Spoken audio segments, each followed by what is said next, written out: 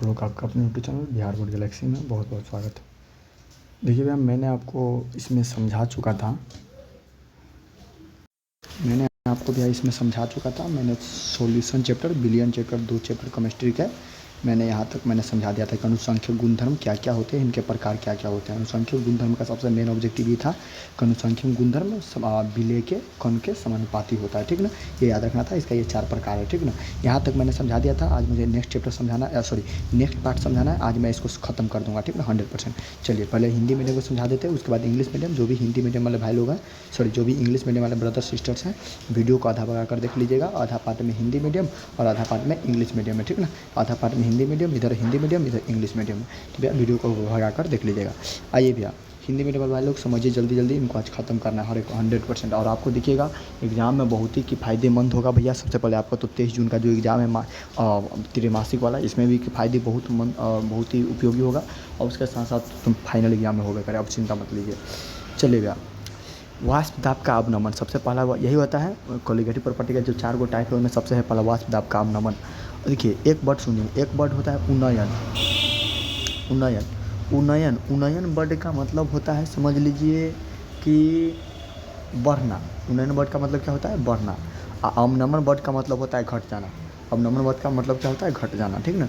इसका 2 नंबरी में हम आपको पढ़ाए होंगे, अगर ध्यान से देखे होंगे।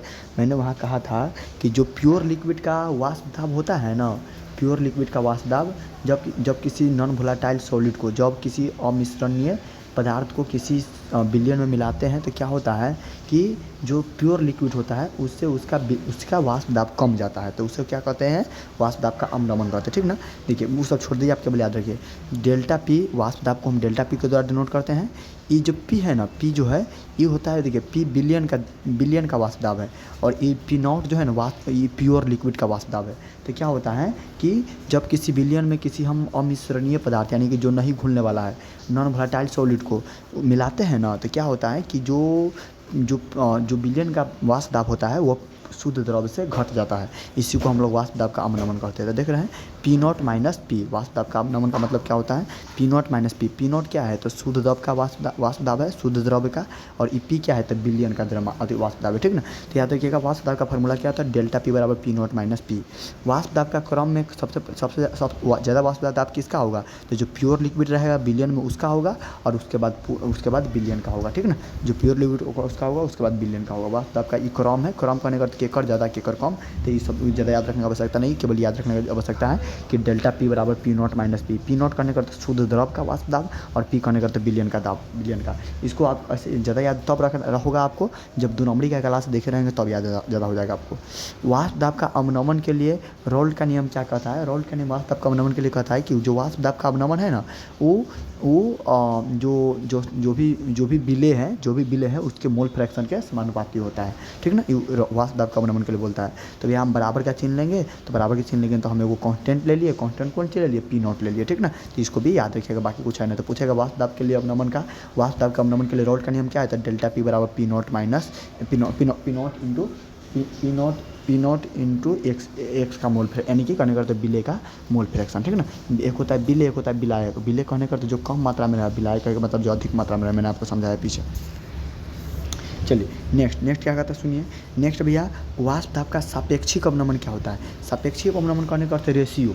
सापेक्षिक अवनमन का मतलब रेशियो, केकर रेशियो? तो वाष्प दाब का सापेक्षिक अवनमन कहने का मतलब है जो वाष्प दाब का अवनमन है ओकर, आज जो शुद्ध द्रव का वाष्प दाब है वही दोनों के ratio. It is the ratio कहने का अर्थ यह एक प्रकार का अनुपात है किसका? वाष्प दाब का अवनमन तथा शुद्ध द्रव के वाष्प दाब। वाष्प दाब का अवनमन तथा शुद्ध द्रव के वाष्प दाब के अनुपात को हम लोग क्या बोलते हैं? सापेक्षिक अवनमन बोलते हैं। समझ गए ना? अच्छा, अगला सापेक्षिक अवनमन के लिए रोल्ट का नियम। सापेक्षिक अवनमन के लिए रोल्ट का, वाष्प दाब के सापेक्षिक अवनमन के लिए रोल्ट का नियम। RLVP का मतलब है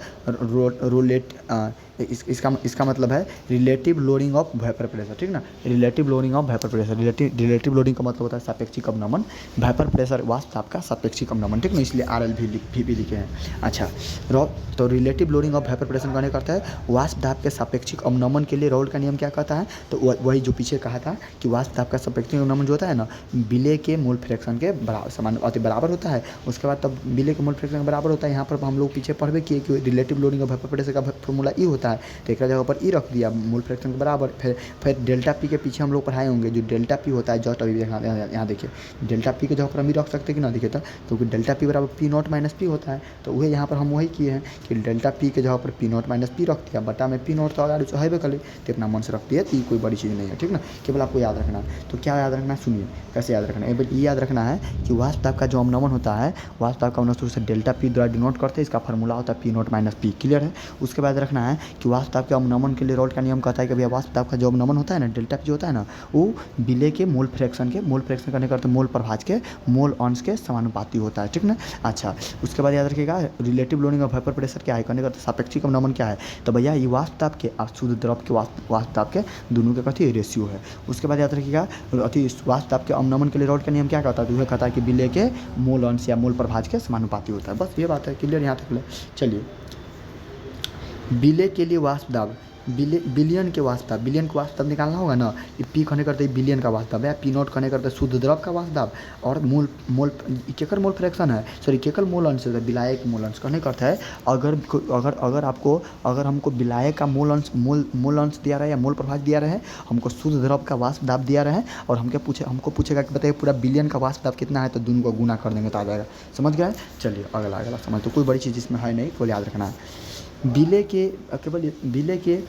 के आणविक द्रव्यमान के लिए विलेय के आणविक हर एक में पूछबे करेगा, इतना चीज़ हर एक में आएगा, देखिएगा आगे हम देखा सब में इतना चीज़ आएगा कि भैया ओकर वाष्प दाब क्या होता है, relative loading of vapour pressure क्या होता है, रोल्ट का नियम क्या क्या है, उसका अति विलेय के द्रव्यमान केना निकालेंगे वो फार्मूला पर, बड़ा आसान है।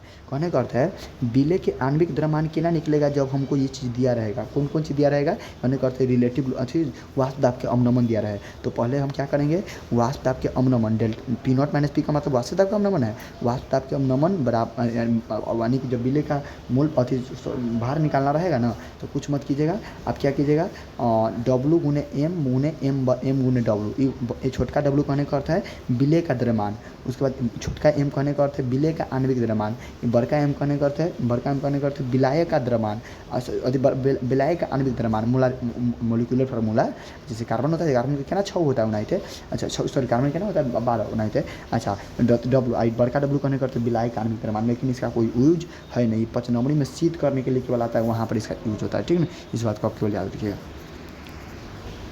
इसका कोई खास कर यूज है नहीं, आपको मैं बता देता हूँ, अभी आगे नीचा जो आएगा उसको आप केवल याद रखिएगा। चलिए, इसको ज़्यादा याद रखने की आवश्यकता नहीं है। अगला भी आप समझते हैं हिमांक बिंदु। पहले हिमांक बिंदु समझिए क्या होता है, वह तापक्रम जिस पर कोई द्रव्य और ठोस में साम्य अवस्था उपस्थित होता है। हिमांक कहने का अर्थ है पिघल जाना, हिमांक कहने का अर्थ पिघल जाना, तो पानी का हिमांक बिंदु कितना होता है, हिमांक कहने का अर्थ पानी कितना डिग्री पर बर्फ बन जाता है, 0 डिग्री सेल्सियस पर, यानी कि केल्विन में कितना था 273 केल्विन, 373.15 होता है, लेकिन आपको अप्रॉक्स लेके चलेगा तो 273, तो पूछेगा पानी कितना डिग्री पर बर्फ बन जाता है, तो 0 डिग्री सेल्सियस पर कितना केल्विन पर, तो 273 केल्विन पर, समझ गए।